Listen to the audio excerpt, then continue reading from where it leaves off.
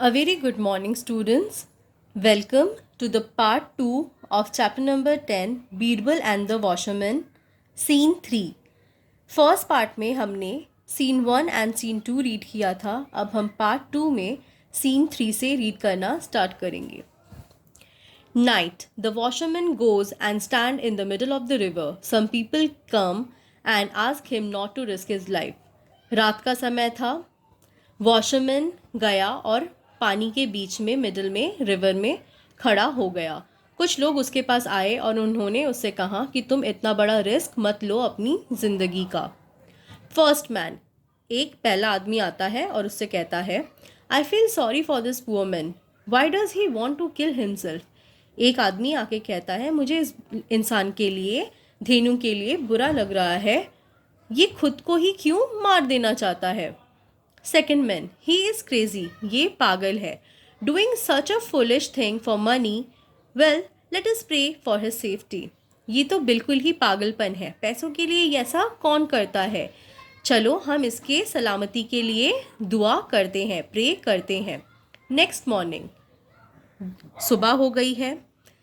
Dhenu is shivering badly, धेनु बुरी तरह से काँप रहा है. He stood in the river all through the night. He has successfully completed the task. People congratulate him on his wonderful achievement.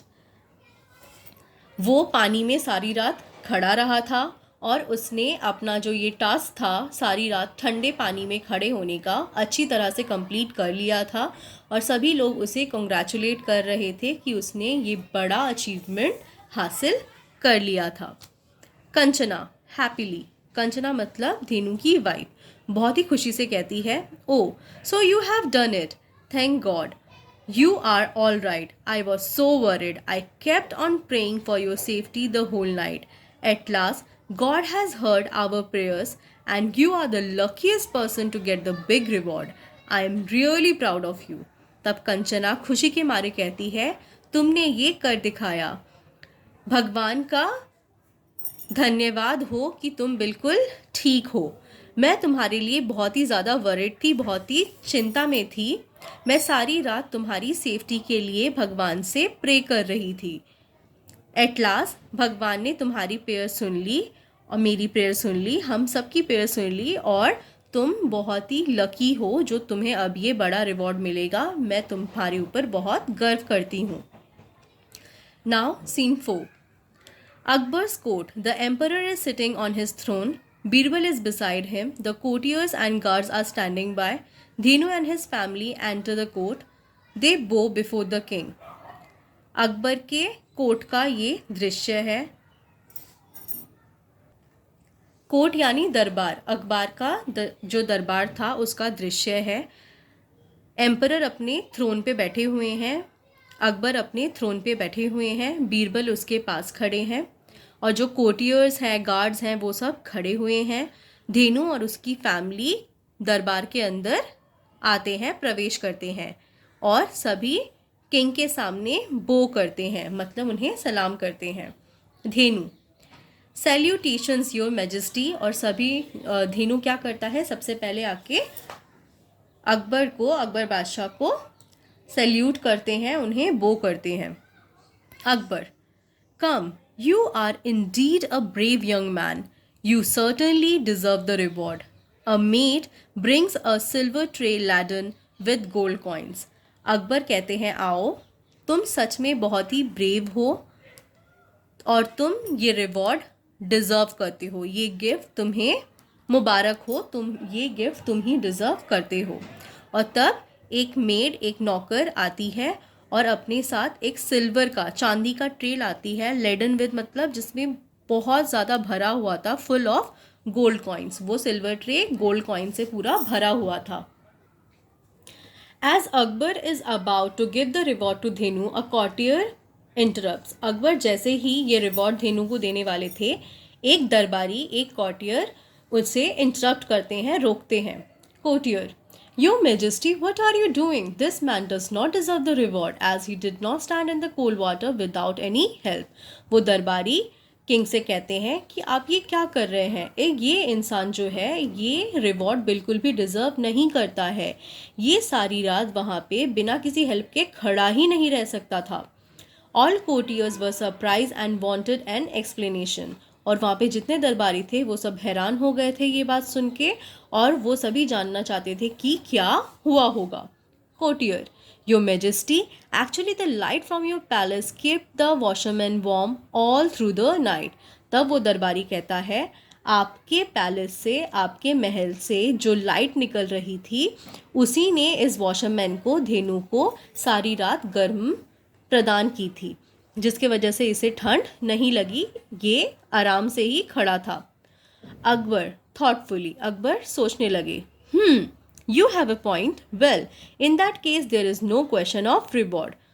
तुम बिल्कुल ठीक कह रहे हो, ऐसे में तो इसे रिवॉर्ड देना बिल्कुल बनता ही नहीं है। Poor Dhenu goes away sadly with his family, Birbal is unhappy about this. तब बेचारा धेनु अपने परिवार के साथ बहुत ही दुखी मन से वापस अपने घर लौट जाता है, और बीरबल भी बहुत नाखुश है, बीरबल भी बहुत दुखी है इस चीज़ से। Scene 5। The next day at Akbar's court all are sitting but Birbal seat is empty. दूसरे दिन अकबर के कोर्ट में, दरबार में सभी लोग बैठे हुए थे, मगर बीरबल की जो सीट थी वो खाली थी। Akbar, why has Birbal not come yet, he is usually punctual. Akbar कहते हैं, बीरबल अभी तक क्यों नहीं आया है, वैसे तो वो बहुत पंक्चुअल है, वो हमेशा ठीक समय पे आ जाता है। अ मैसेंजर्स अराइव, एक मैसेंजर मतलब जो संदेश लेके आता है वो आया। Messenger, your majesty, the minister is in his house and he says he will be late today. तब मैसेंजर कहता है, योर मैजेस्टी, बीरबल आज अपने घर में है और उसको आने में लेट होगा। अकबर, वाई, ऐसा क्यों? अकबर पूछते हैं, ऐसा क्यों? Messenger, your majesty, he is cooking and will take long to prepare the food. तब वो मैसेंजर कहता है, योर मैजेस्टी, वो खाना बना रहे हैं और उनको खाना बनाने में समय लगेगा। अकबर एंग्रीली, अकबर तब गुस्सा हो जाते हैं और गुस्से में बोलते हैं, what nonsense, why, we shall go and find out. ये क्या बकवास है, चलो हम सब जाते हैं और देखते हैं। Akbar gets up and walk briskly toward Birbal's house followed by some courtiers and guard. Akbar तब उठ के खड़े होते हैं, ब्रिस्कली मतलब क्विकली, जल्दी जल्दी अकबर की घर, बीरबल के घर की तरफ जाते हैं अपने कुछ कोर्टियर्स मतलब दरबारी और गार्ड्स को लेकर। सीन 6। बीरबल्स हाउस, बीरबल के घर का दृश्य था। Birbal is sitting near a fire on the ground, far above it balance on a tall tripod is a cooking pot. Akbar ground पे बैठे हुए थे आग के पास, और वहाँ पे एक ट्राईपॉड था। ट्राईपॉड मतलब 3 लकड़ी के स्टैंड को ऐसे करके बांधा हुआ था, और वहाँ पे जो पॉट था वो ऊपर लटक रहा था, और उस पॉट में जो भी सामान था वो कुक हो रहा था। Akbar, Birbal, how silly of you, you have placed the pot so far above the fire, how can this fire cook your food. तब अकबर बीरबल से कहते हैं, अकबर, बीरबल, तुम कितने सिली हो, तुम कितने पागल हो, कितने बुद्धू हो, तुमने जो तुम्हारा कुकिंग पॉट है ये कितना ऊपर है देखो आग से, तुम ही बताओ किस तरह से ये खाना पकेगा। Birbal, with a twinkle in his eye, Birbal अपनी चमकती आंखों से उनकी तरफ देखते हैं और कहते हैं, if this fire can cook the food in this cooking pot, how can the lights of your palace warm धेनु in the cold water of the river. तो बीरबल अकबर की तरफ देख के कहते हैं, अगर ये आग मेरे खाने को नहीं बना सकती, जो भी खाना है इसमें, एक्चुअली इसमें खिचड़ी थी, अगर ये खिचड़ी नहीं पका सकती तो आपके पैलेस से जो लाइट निकल रही थी उससे धेनु को किस तरह से गर्माहट मिलती उस ठंडे नदी के जल में।